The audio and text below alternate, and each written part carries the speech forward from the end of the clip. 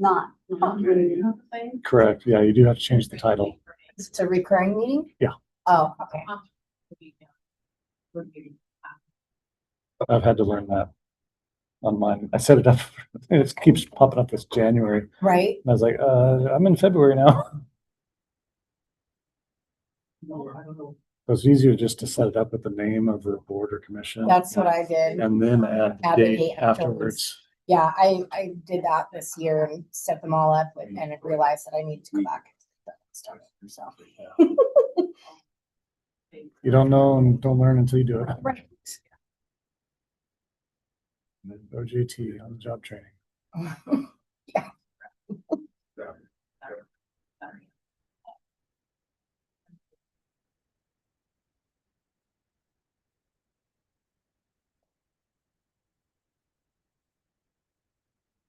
You recorded on that. You just click on it and it'll just start.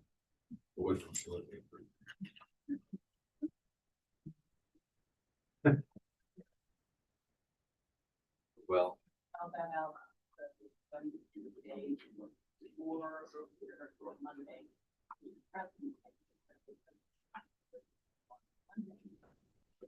And then you put the record button.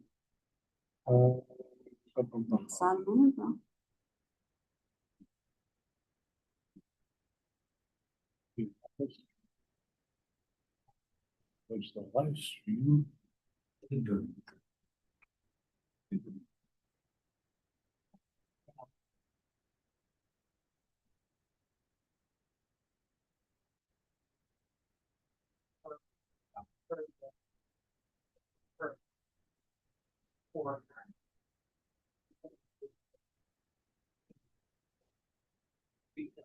See if I can.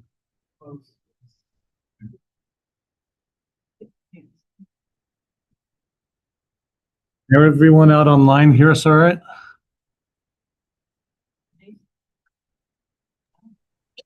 Yep, I'm all good. Not hearing anybody. Let me take just a Yeah. second. Hello, here. Let me take and do that. Hello. Can you try that again? Can we hear you online? Yeah. Hello. Hello. Hello. Okay, I'm not hearing anything. We can hear each other. I can hear you.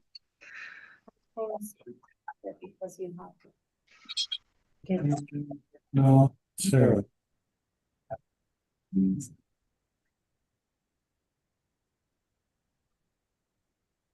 see.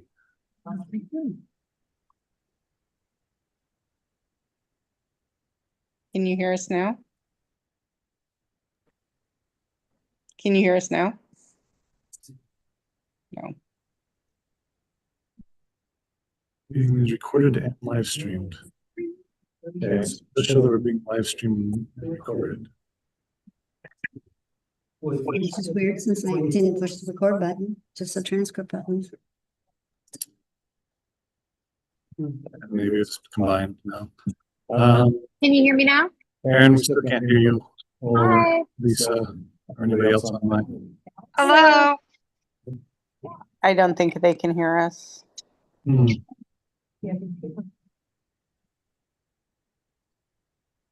So it seems we're having some technical difficulties right now.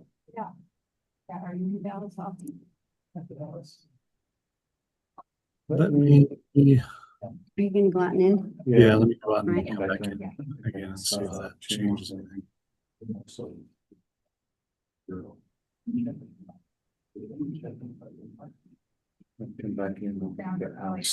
Aaron says they can hear you and each other. So is our speakers.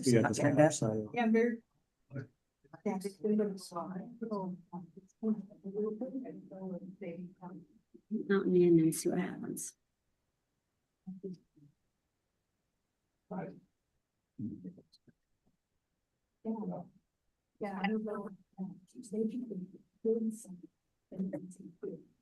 Yeah, nice people.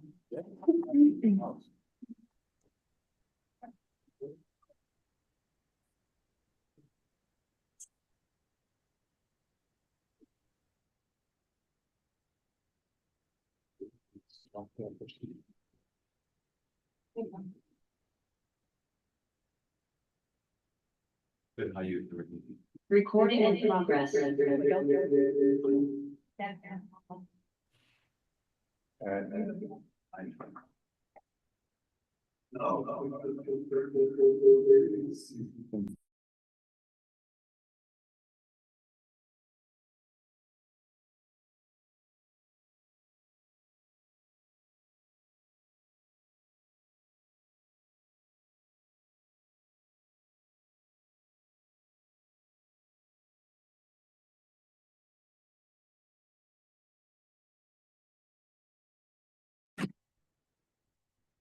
right, let's try again. Can everyone online hear us? We can hear Yeah. you. I can hear you. Now we can hear you guys too. Yay. Yay. All right. Well, thanks for everybody for holding this, staying with us for a little while. We get these technical difficulties figured out. I guess it's 6:04 p.m. on February 19th, 2026. So we'll go ahead and get this meeting of the Culture and Tourism Promotion Advisory Board meeting started. Go ahead and call the roll. So we know that Carly Wright is not here, hosting the Salem Library stuff. Anton Cobb, Vice Chair. Here. Here. Roger Williams. Here. And Zysip. Here. Betsy is not here yet. Tony is not here. Christy Reed. Here. Melissa O'Shea. Here. And Lily Skinners. Here. Awesome. It's 6 of 9. Great.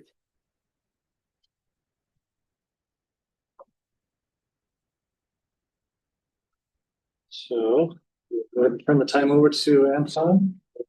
Agenda and the minutes. Yeah, all right. Well, welcome everyone in person, everyone online here. We're going to get started here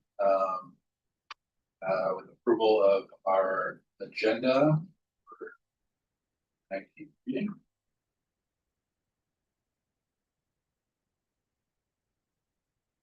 We Have a motion. motion that or? Yeah. I have a motion to approve. A second. Any discussion? All right. We have all those in favor? Hi. Any opposed? All right. We have approval of the agenda. Chris, you want to go through the typical CTPAB year? Sure. So the typical year for the Culture and Tourism Promotion Advisory Board is we are now in the month of February. So at this point in time, the board will be reviewing the last half of the event grant applications that have been submitted for this new fiscal year. That'll be today's meeting, and then by Monday next week, March 23rd or February 23rd, scores will be due, and then I'll take the time to compile those 9 scores or however many scores I get, come up with the average, get ready for the next budget cycle, and at the March meeting on March 19th, 2026, the board will then review the final scores and make their final approval for funding of the passing scores and the city manager's proposed budget for this next cycle. In April and May, typically the board will take and review how things went and see if there's a need for any changes or not next cycle. And then June is when there'll be an election for the new chair or vice chair for the next year, and any changes in positions as new people leave and people leave and come from the board. And the cycle starts all over in September and October. So that's your overview. Any questions or discussion about the typical year? All right, thank you. We're gonna move on to approving our minutes from January 15th. We have a motion to approve minutes. I motion to approve. Second. Any discussion? All right, all those in favor of approving the minutes? Aye. Aye. Any opposed? All right, minutes are approved. All right. Move right along then to public comments. Anyone here for public comments? For addressing anything to the matter for the board that doesn't appear on the agenda for tonight, so. Any public comment? Online? All right, Seeing none? okay. We're gonna move to our items requiring action. Our public acknowledgement of potential conflicts of interest by board members. Are we focused on the batch that we're reviewing? Correct. Okay. Any recusals? I have a conflict of interest on Press Play Salem. But other than that, no.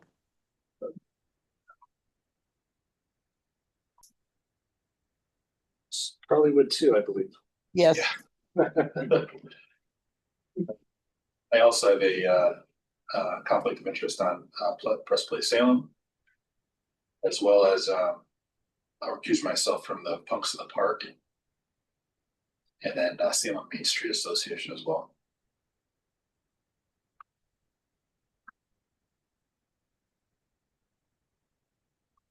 All great organizations.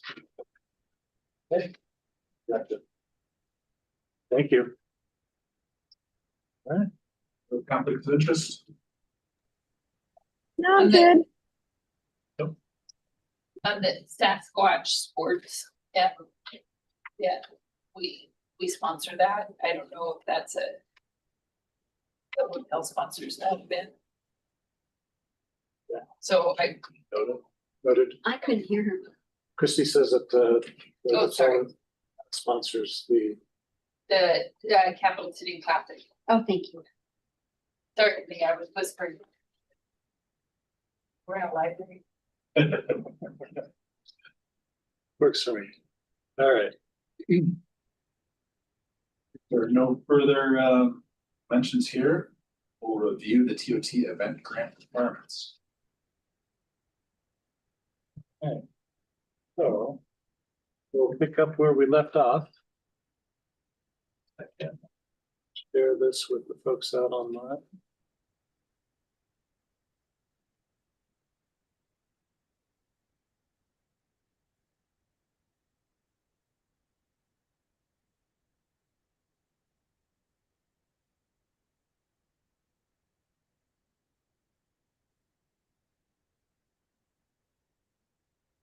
So fast forward a little bit.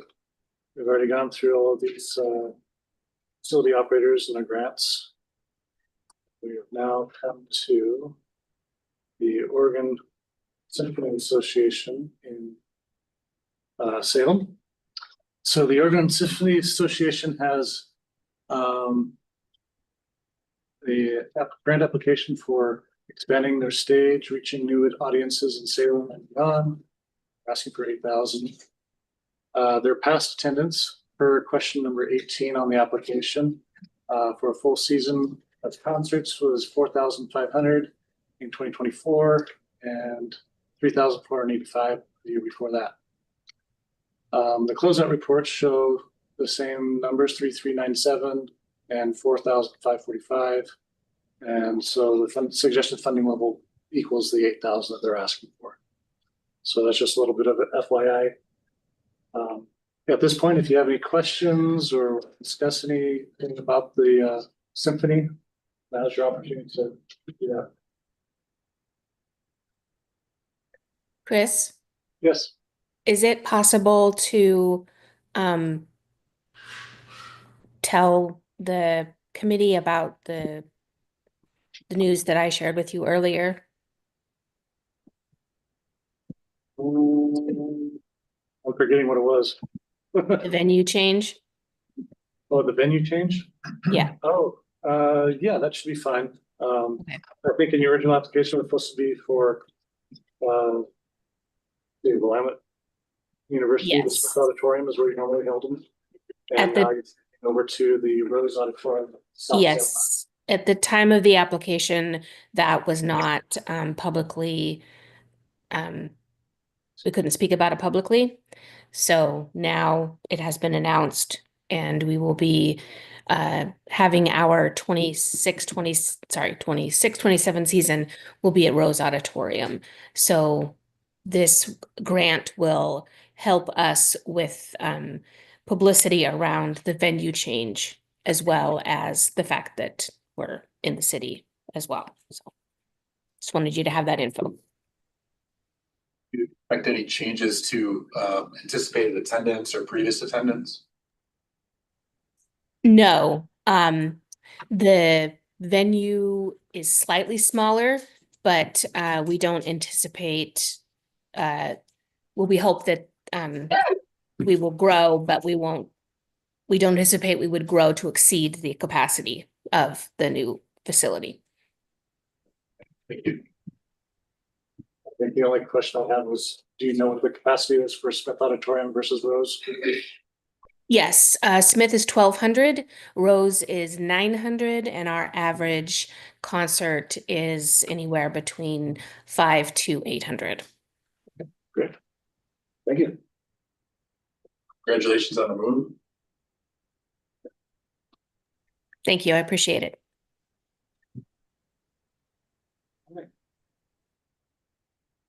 No other questions? I will go on to the next one.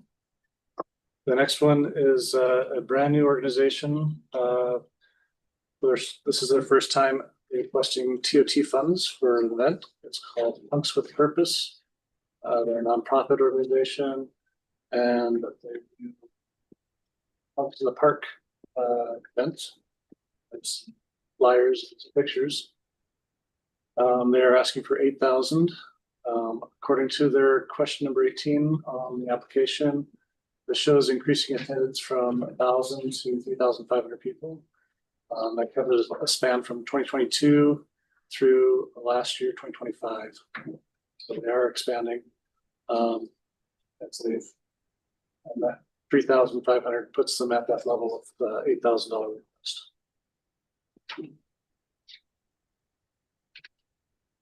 With anyone from the organization online or your person?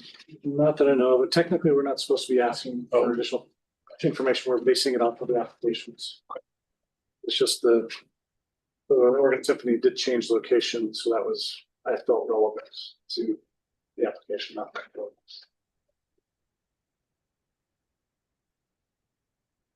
Other than that, okay. Next one. This one is for the Salem Main Street Association. This is their annual Salem Holiday Traditions Parade and Activities. They are asking for 10,000. Past attendance on question number 18 shows a 5,000 attendance level in 2022 and approximately 15,000 in 2023. Closeout records shows 10,000 and 12,500. So it's also within that level of the $10,000 piece.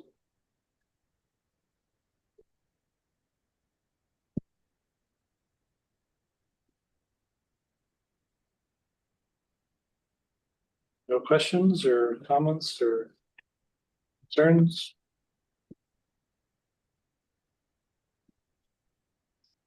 And seeing and hearing none, we'll go on to the next one. The next one is for the Salem Orchestra. They have two events that they put on. One is their annual Snowman. The other one is the Snowman, and the other one is the Side by Side Youth Symphony. They're asking for $3,000 for each one of those events. That would be a total of 6,000.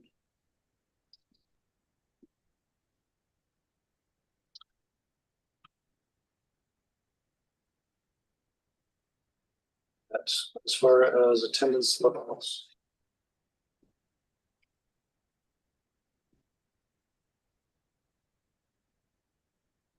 The $3,000 is actually less than below the make up to 500 gives you 5,000 less. So they're within that range. I think they've had like about 300 attendees to each one of those events, if I remember correctly. The next one is for the Salem Public Library Foundation. It's their annual Salem Reads. They're asking for 10,000. Attendance on question number 18 is estimated at 900 people. At that $6,000 level for funding level, so they're asking for slightly more than their attendance level would suggest supporting. And of course, tonight's the night for the Remarkably Bright Creatures. The author Shelby Van Pelt is here in Salem, and I'll send her over to the Lucy. 800 people there. There's 100 people, 800. and there's 800 people there. Okay, not bad.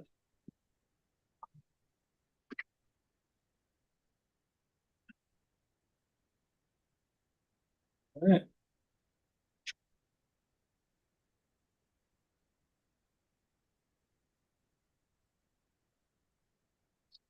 Next one.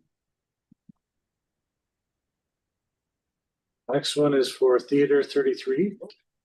This is their annual event they put on for the 2026 New Play Summer Festival. They're asking for $6,000. According to their attendance on question number 8 on the application, they have 918 attendees in 2023, 1,143 attendees in 2024, 1,255 attendees in 2025. So the funding level is equivalent to that $6,000.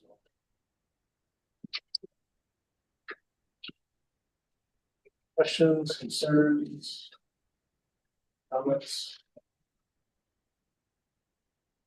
Really chatty group here. Work with me, work with me. All right, moving all right along. The next one we have here is the Willamette Master Course. They have 2 events that they put on. Next year will be the 22nd Annual Veterans Concert and then the Holiday Concert. And they're asking for $6,000 each for a total of $12,000.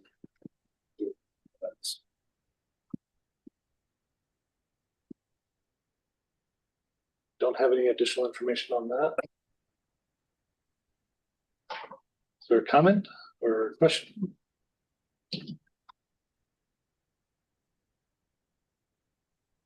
All right, seeing and hearing none, we'll move on. The next application is from Ascent Racing, LLC. They are a new organization. This is a non-501c request, so it is maximum amount of $2,000, primarily for marketing and promotion of the event. It's they're putting on the Cherry City Half Marathon in 2026. So they are asking for $2,000. And this pictures are from the 2025 Half Marathon event that they did. I don't think I mentioned it. I was going to maybe, I don't know if it's a conflict of interest, but I would run this, I anticipate running it again. That's okay. Nope. You're a participant. That's great. I just wanted to get it on the record that I read it after. So There you You crushed it. You wanted to go. He wants the kudos for the half marathon. in the minutes.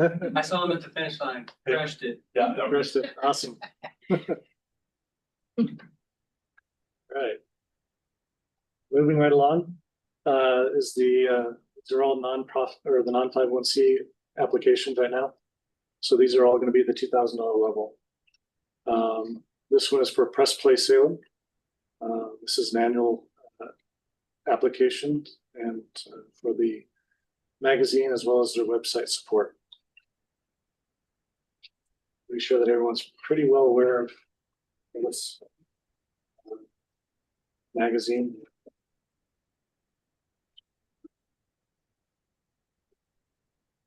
Next up is a brand new organization. It's called Spots Union, and they are putting on the Great Marble Hunt. They're asking for a $2,000 grant for funding. And I was able to find some information about the last Great Marble Hunt that happened here in Salem. So there's some pictures to see from that. Oh, it's beautiful. Yeah, it's interesting and fun. So if you don't know much about it, read the application. Yeah.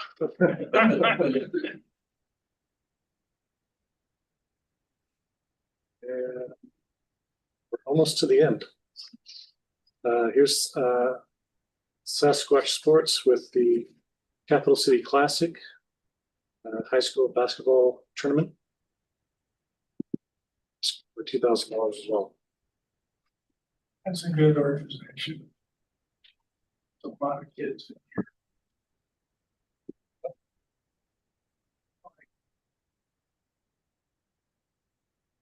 All right. I think that good. Chris, can we backtrack Yep, we can backtrack. a couple? Is that okay? Yeah, the Willamette Master Course. Mhm. Yeah, they're asking for 2 different. Yeah, so, and just because I'm new and you said I could ask them questions. Yes, fire away. And I did read through their thing. $6,000 is a lot. Like what, when we process how to score these, you know, I have the same process, but that seems like a lot for other like events that are asking for way less. Like how do you recommend filtering out the correct information?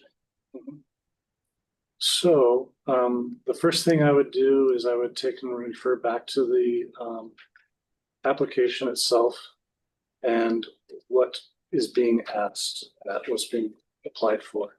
So let me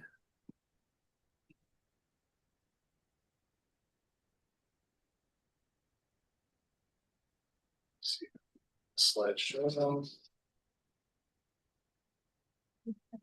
Copies, the application. Yeah. What I'm looking for is just going over to this here.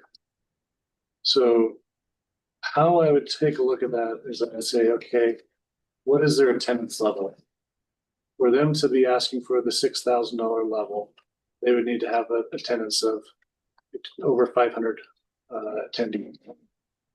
And so then I would take a look at the application question number 18 and find out what are they reporting? Is it in that ballpark? Or is it something less than that? Or just one event? Okay. Let's see here. This correctly. This is the spreadsheet for your scoring. We'll go over this in a little bit. But I want to make sure that everyone is familiar with it and has a chance to ask any questions. Let's see, Oregon Symphony over here. Oh no, it was Willamette Master Willamette Course. That's right. Here. Okay. So for Willamette Master Course, I show 385 and 383 from past reports. So based on those, that would say that 5,000 would have been the correct level on that. So now it comes up to how did they justify the $1,000 more on that? So I'd go back to the application, read through the application, find out, did they provide a justifiable, reasonable justification for asking for more than what the guidelines are suggesting? I know that in the past, sometimes they're limited to the venue that they're in, and how many times they have that event. It's the same event over multiple nights versus one night type things. But that would be the information you'd look through the application to see if there's some justification for that. Okay. And you can make a recommendation if you think it should be scored or funded at a lower level or not. Thank you. And that's something that the board as a whole would then discuss. I'd wait until you got those scores. Did they get a passing score? Decide if that or not. Appreciate the question. I had a question too. When I'm reading through the applications, I'm kind of putting a lens of driving visitors, which are typically like 50 miles away or more. And that's one area where I'm having a hard time gauging a lot of the applications, how that economic factor is being considered. How are these particular events driving the typical visitors of somebody from that distance away?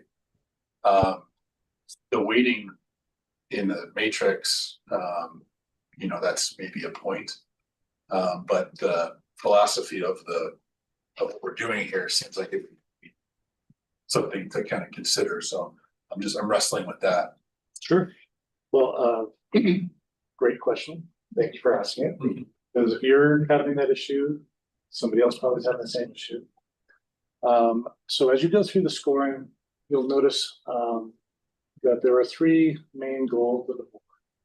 The first one is obviously room nights. That's what generates the revenues for these grants to be able to take place. The second one is economic impact. And then the third one is quality of life for general residents. And with them, each one of those have the same number of points. So they're supposed to be equally weighted.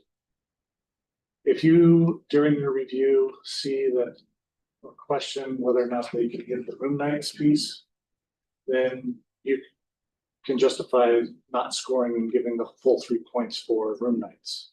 You give them something lower. And that's kind of how the scoring rubric is set up to establish, are they meeting the other pieces of it, or is it going to be detrimental to them in the scoring based off of that? Now, obviously, we want to be able to put as many dollars out there as available. We want to have as many events taking place. And we know that there's going to be some events that they're just not going to have the room nights piece of it.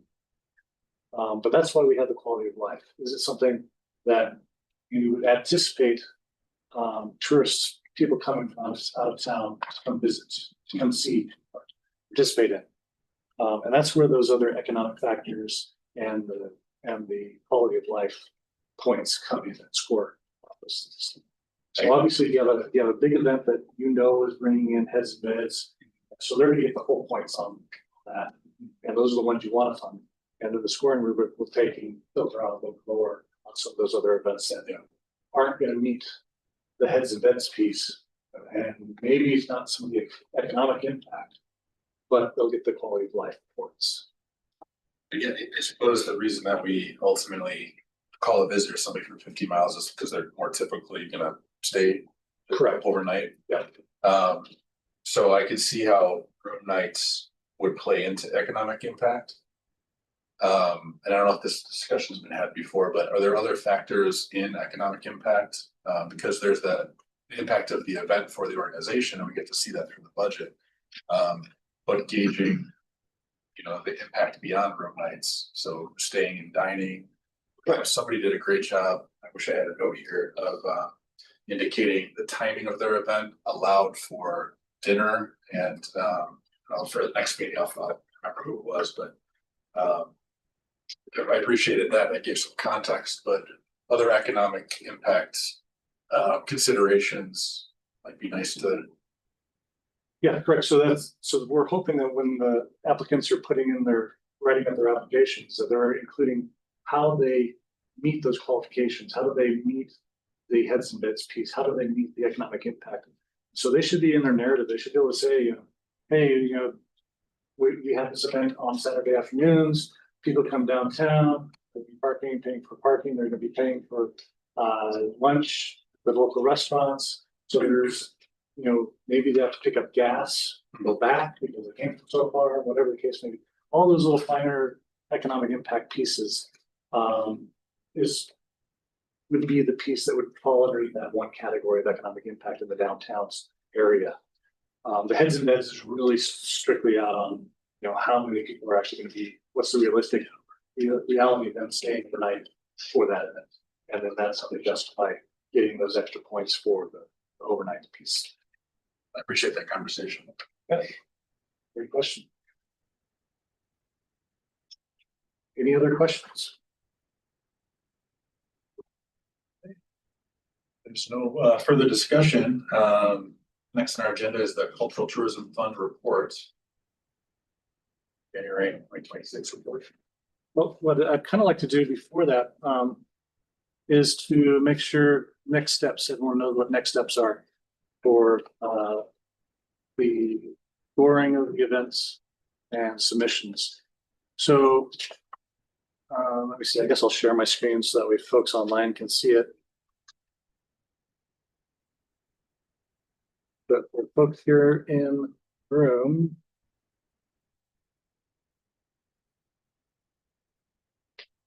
this will be a little tricky because this is a big spreadsheet. So everybody should have already received this. I know it's sent out to the board members. So I'll just kind of walk through this a little bit for you guys. There are 3 tabs on this scoring sheet. There's a piece for the facility operators, which these are the facility operator applications. So I listed all the facility operators here. When you put in your numbers into any of these places, it'll automatically calculate it. Let's see if it's not. Let me get into there. It'll automatically calculate it. The questions are on the side here of how to score, on what you're looking for score wise. And this has been cross-referenced with the questions in the application. So if you need to see that again, let me know and I'll send that back out.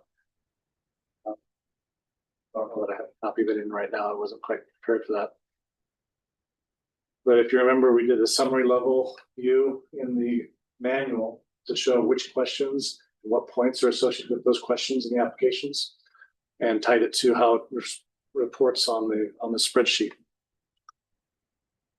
So, yep. What's new? Do we make changes to this? Because this is very, I got into this a little bit and it was very usable. And I don't know if the red was added, but.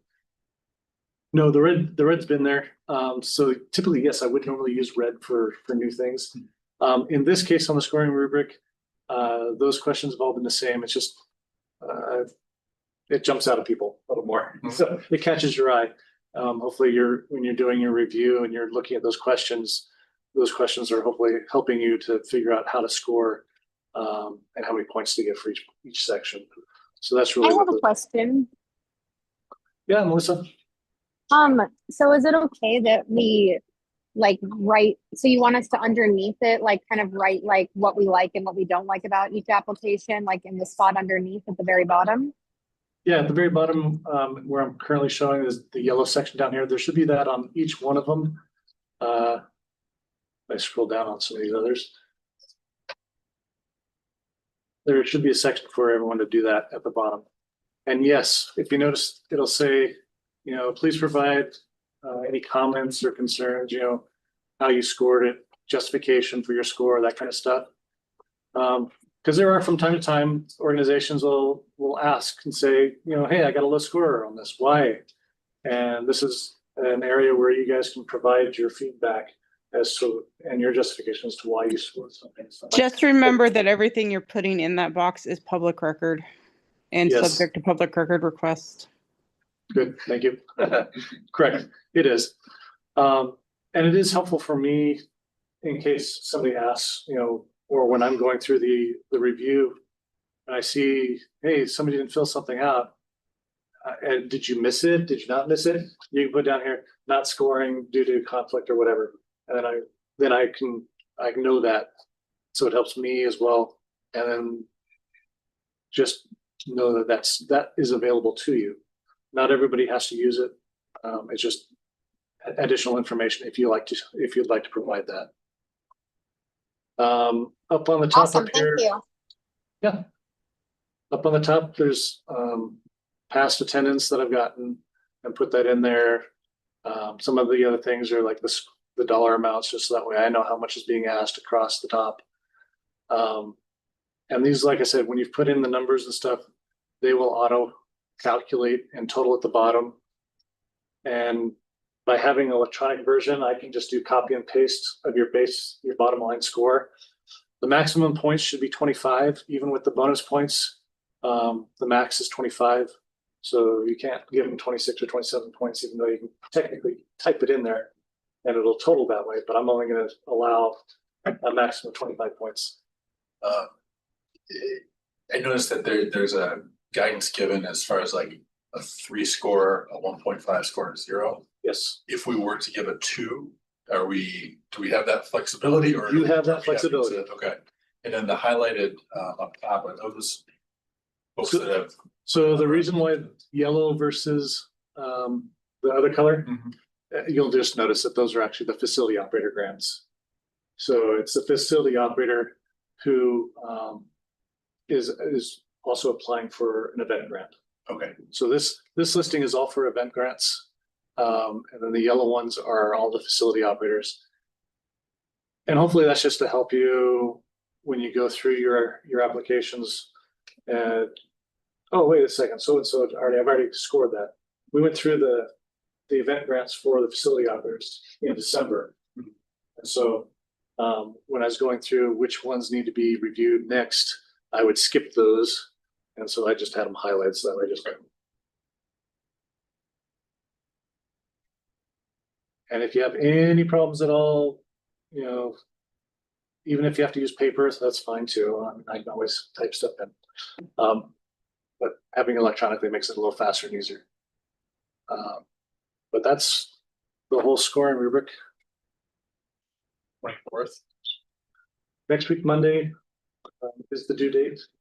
If you know, for some reason, I mean, there is some flexibility, so there is grace. But I do need to have them all in so that way I can get them done by our next board meeting. And then that'll be, at that point in time, I'll take and share all the averages, whatever the bottom line piece is for the scores.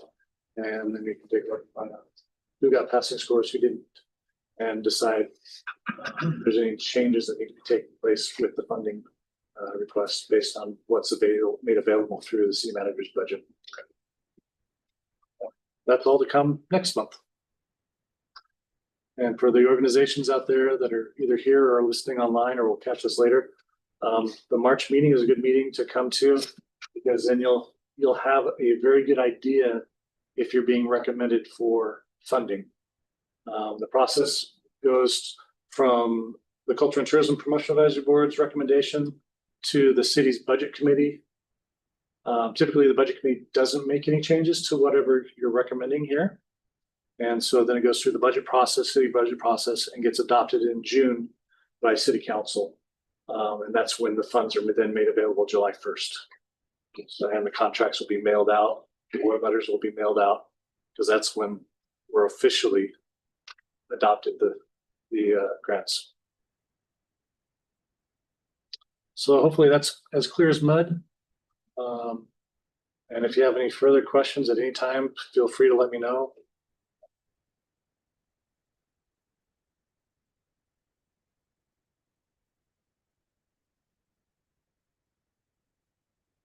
Anything else? All right. Well, we'll go ahead and move on to the next part. So that was the scores.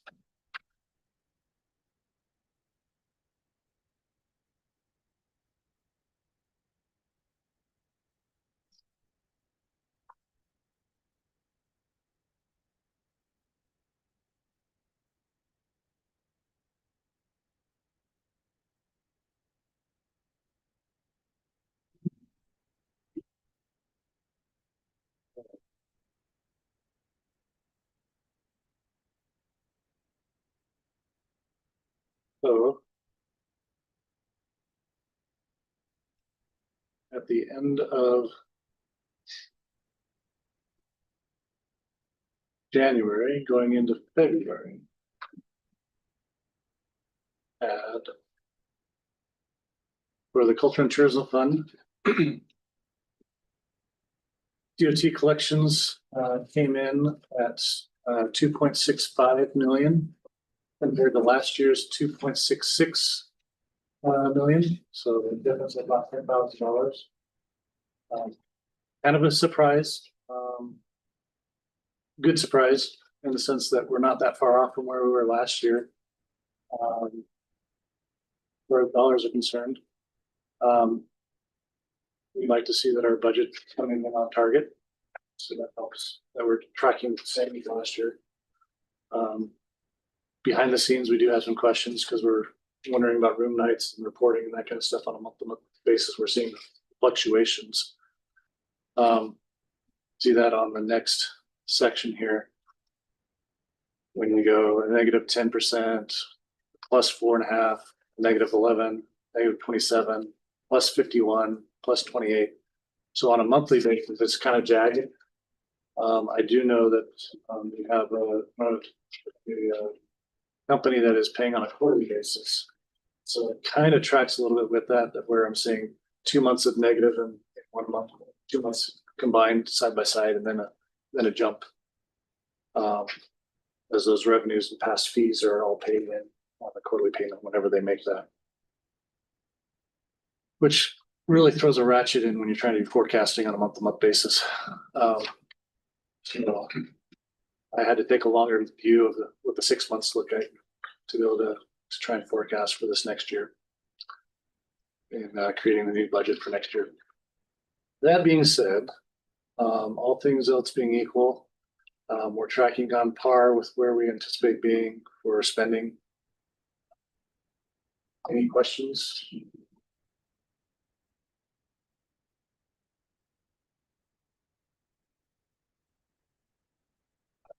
Any questions? Go on to the facility operating grant reports. So yeah, the next section is just informational items. So between the two meetings, between our last meeting and this meeting today, we had a few facility operating grants reported. Salem Multicultural Institute supplied their second quarter report. The Salem Riverfront Carousel provided their fourth quarter report and their annual report. They run on a calendar basis rather than city's fiscal base. Why we received the fourth quarter and an annual. And then we had the Willamette Art Center provided their second quarter report. And those cover the October, November, December timeframe for the second quarter. We've also received a few of the event grants for Capital Pride in the Park and Salem Riverfront Carousel, Santa at the Carousel. No capital improvement grants or reports yet received. That's yeah. All right. Any questions or comments or discussion? All right. Let's open it up for the roundtable discussion. Appearance of interested citizens for those in the meeting to address the board and share upcoming events. Let's see, we'll start with those in the room. John, what's happening over at Halley Ford? Yeah, well, I brought copies of our latest publication, The Art of Dan and May, D.E. May. I share that with you, and Chris, Kelly, can you make sure that the others receive it?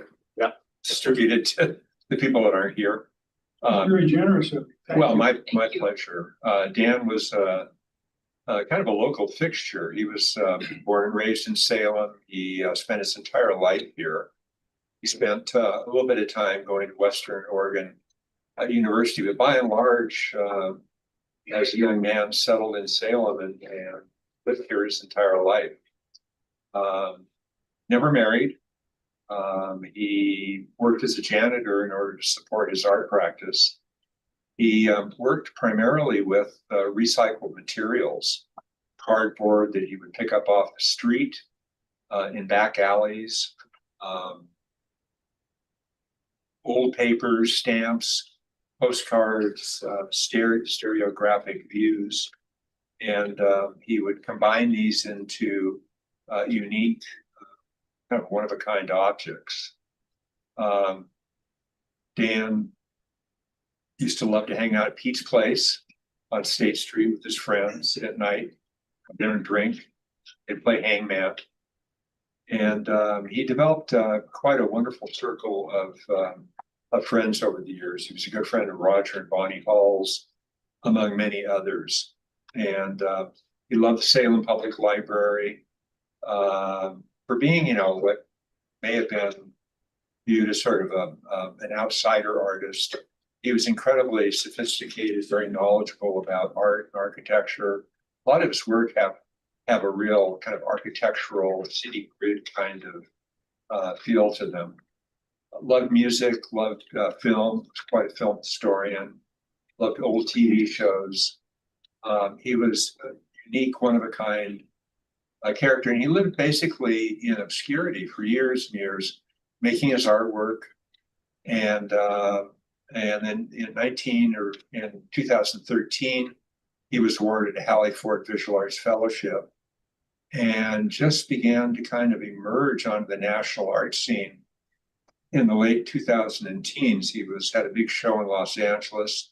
He was getting ready for a major exhibition in New York when he came down with pancreatic cancer and died in 2019. So we decided to do a major retrospective exhibition of Dan's work with an essay by Linda Tesner, who's a Portland art curator and writer. I've got a couple of events coming up on this coming Thursday at 7:30 in the Paulus Lecture Hall in the Willamette University College of Law. We're doing a panel discussion. Linda will moderate, and we've invited Jane Beebe, who was Dan's gallerist. She's the director of the PDX gallery up in Portland, and Bonnie Hall, who was a longtime friend of Dan's, and then his friends Francis Labardi and Brian Null. So that's coming up on next Thursday at 7:30. On March 10th at 12:30 in the afternoon, Linda will be back to do another gallery talk, walkthrough tour of the exhibit, talk about Dan's work and kind of explain it. And then the exhibition closes on March 21st. We're going to be offering free admission on March 21st in kind of celebration of Dan.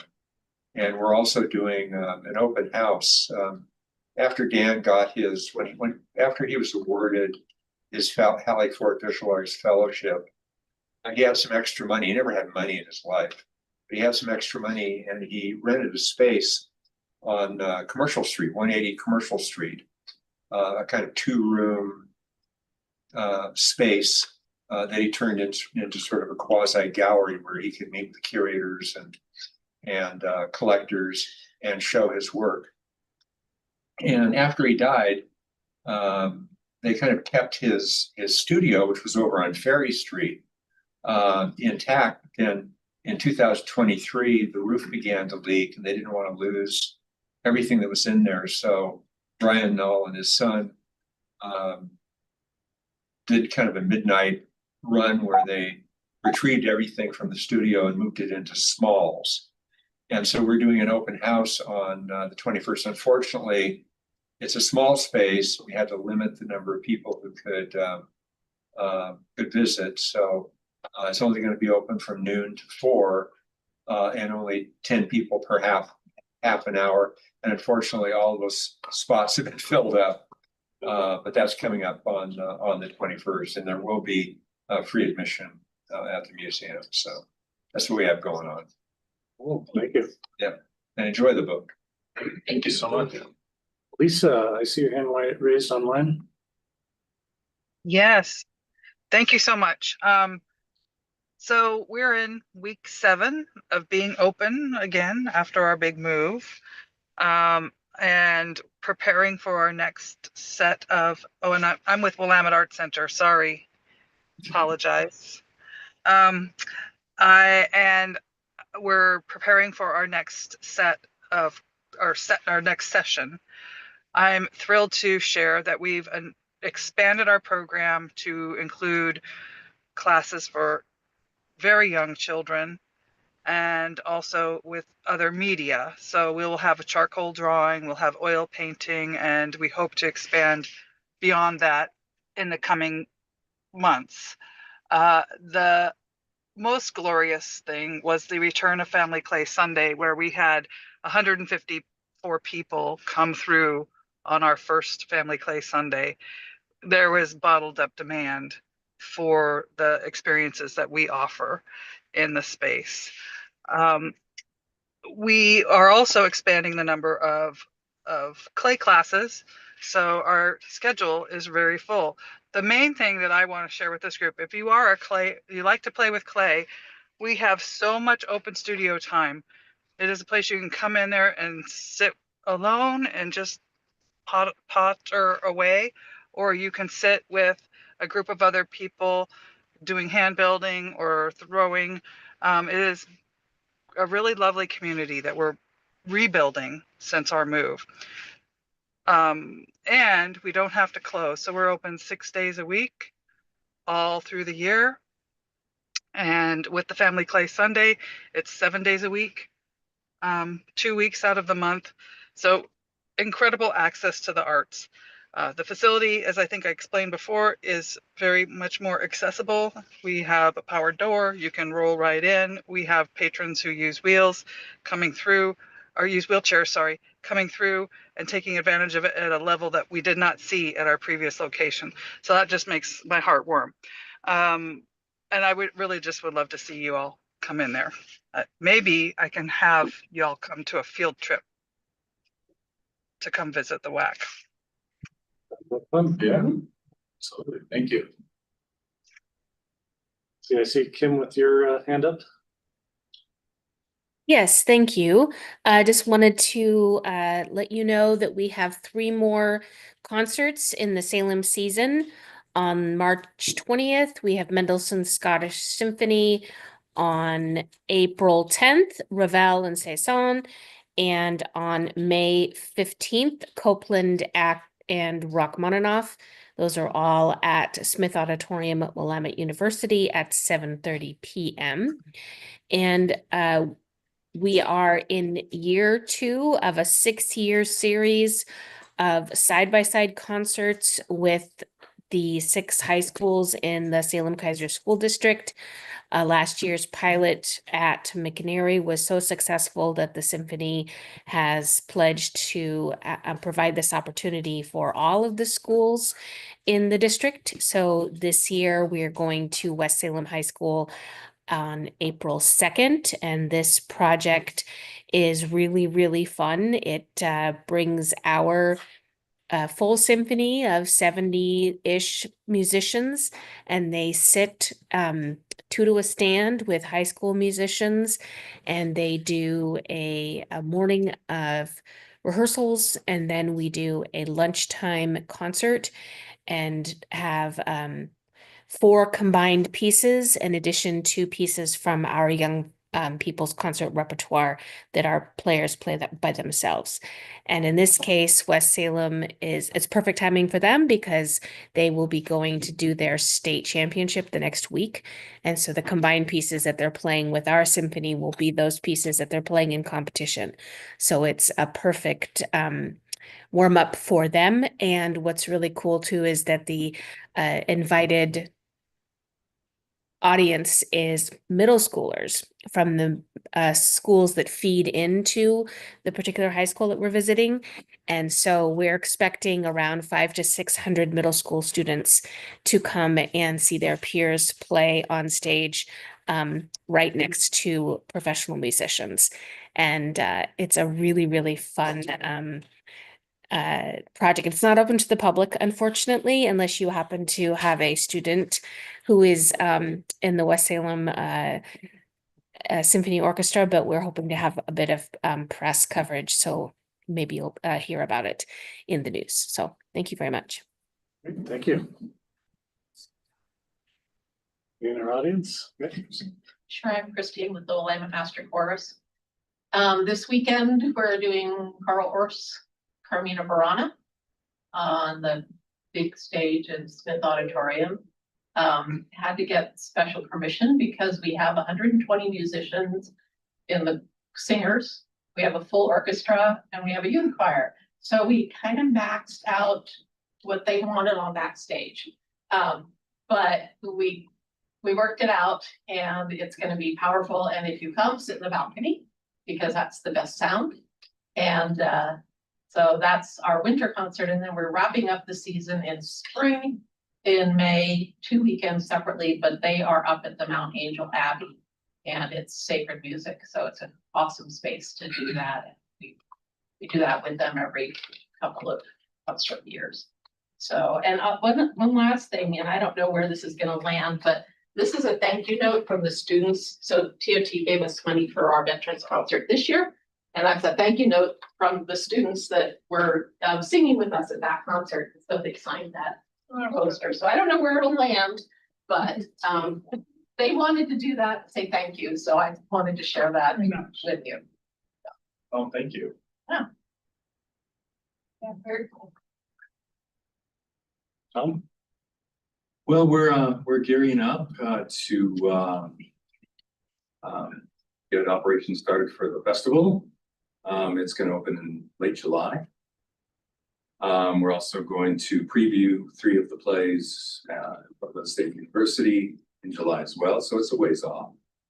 But what we're going to be doing in the very near future is choosing the 6 plays for our festival. And it's really a lot of work. It's a 6-month process. We collate plays from all over the region, and we do a lot of work reading them, assessing them, scoring them, and then choosing, say, the top 10 scored, then go through the process again to come to our final 6. So we're going to be doing that probably in the next couple of weeks. We may have a little event at Willamette to wine and cheese and some food to announce the plays. Well, but operation wise, we're not starting and we're not performing until July. Awesome. Well, thanks. TJ, you have any information for us online?